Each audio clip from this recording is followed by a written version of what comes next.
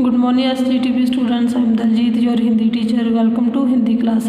प्यारे बच्चों, lesson number 16 part number 16 पानी की कहानी जो कि हम रीड कर रहे हैं। इसमें क्या है कि एक बूंद अपनी कहानी बताती है। बूंद पानी की जो होती है वो अपनी कहानी बताती है कि वो कहाँ से चले और उन्होंने क्या क्या देखा उसके बारे में वो बता रही है। आज हम पाठ का भाग नंबर 4 रीड करेंगे। अब हम शोर मचाते हुए आगे बढ़े तो एक ऐसे स्थान पर पहुँचे जहाँ ठोस वस्तु का नाम भी न था।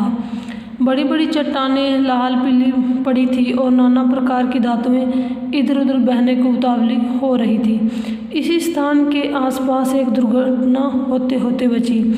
हम लोग अपने इस खोज से इतने प्रसन्न थे कि अंधाधुंध बिना मार्ग देखे बढ़े जाते थे।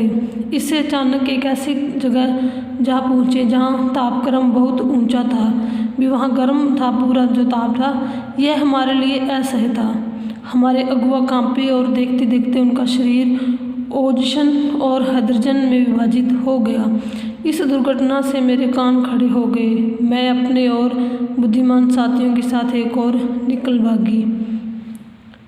हम लोग अब एक ऐसे स्थान पर पहुंचे जहां पृथ्वी का गर्भ रह रह कर हिल रहा था। एक बड़े जोर का धड़ाका हुआ। हम बड़ी तेजी से बाहर फेंक दिए गए। हम ऊंचे आकाश में उड़ चले। इस दुर्घटना से हम चौंक पड़े। पीछे देखने से ज्ञात हुआ कि पृथ्वी फट गई है और उसमें धुआं, रेत, पिघली धातुएं और लपटें निकल रही हैं। यह दृश्य बड़ा ही शानदार था और उसे देखने की हमें बार बार इच्छा होने लगी। मैं समझ गया तुम ज्वालामुखी की बात कह रही हो। हाँ, तुम लोग उसे ज्वालामुखी कहते हो। अब जब हम ऊपर पहुँचे तो हमें एक और भाप का बड़ा दल मिला। हम गरजकर आपस में मिले और आगे बढ़े। पुरानी सहेली आंधी के भी हमें यहाँ दर्शन हुए। वह हमें पीठ पर लादे कभी इधर ले जाती कभी उधर। वह दिन बड़े आनंद के थे। हम आकाश में स्वच्छंद किलोले यानी आज़ादी से करते फिरते थे। स्वच्छंद आज़ादी होता है। बहुत से भाप जलकणों के मिलने के कारण हम भारी हो चले और नीचे झुक आए और एक दिन बूंद बनकर नीचे कूद पड़े। मैं एक पहाड़ पर गिरी और अपने साथियों के साथ मैले कुचैली हो एक और बह चली। पहाड़ों में एक पत्थर से दूसरे पत्थर पर कूदने और किलकारी मारने में जो आनंद आया वह भूला नहीं जा सकता। हम एक बार बड़ी ऊंची शिखर पर से कूदे और नीचे एक चट्टान पर गिरे। बेचारा पत्थर हमारे प्रहार से टूटकर खंड खंड हो गया। यह जो तुम इतनी रेत देखते हो, पत्थरों को चबा चबा कर हम ही बनाते हैं। जिस समय हम मौज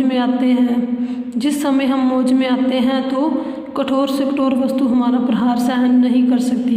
ये सारी बातें कौन कर रहा है? बूंद कर रही है, वो बता रही है। अपनी विजयों से उन्मत्त होकर हम लोग इधर उधर बिखर गए। मेरी इच्छा बहुत दिनों से समतल भूमि देखने की थी, इसलिए मैं एक छोटी धारा में मिल गई।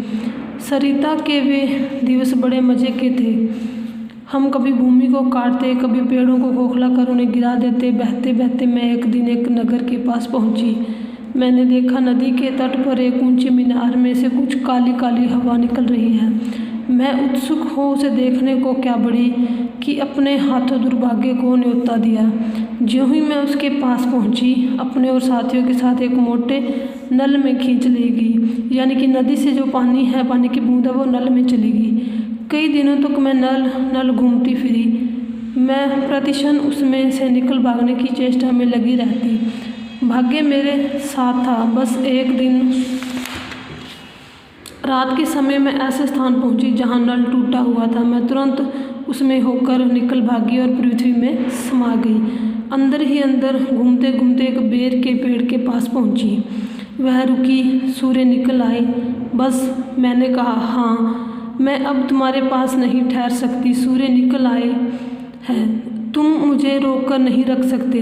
वह ओस की बूंद धीरे धीरे घटी और आंखों से ओझल हो गई। जो पानी की बूंद थी वो क्या बन गई? ओस की बूंद बन गई। तो डियर स्टूडेंट्स, हमारा लेसन जो रीड वो हो चुका है। आपने लेसन को अच्छे से रीड करना है। Thank you. Have a nice day.